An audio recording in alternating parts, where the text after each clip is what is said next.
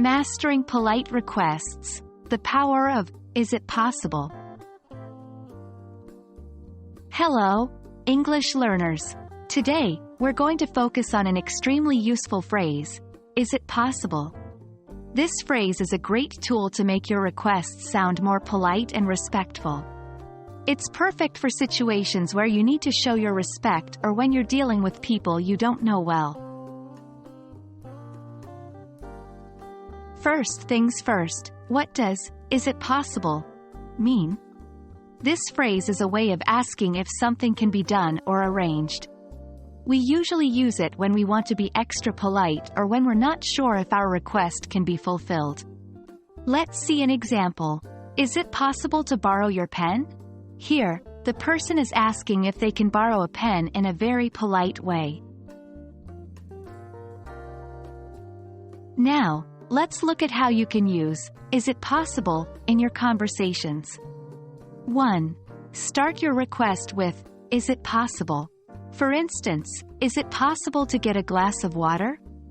2. Follow up with your specific request. For example, is it possible for you to help me with this report? Remember, it's all about being polite and respectful, and this phrase really helps with that. Although, is it possible, is a great phrase, it's also useful to know its variations. 1. Could it be possible? This phrase is a little more formal.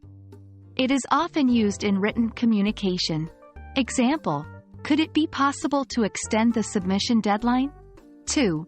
Would it be possible? This is similar to, is it possible, but slightly more polite. Example, would it be possible to change my appointment time? Knowing these variations can make your English even richer and more flexible. That's it for today. We've learned how to use the phrase, is it possible, and its variations to make polite requests.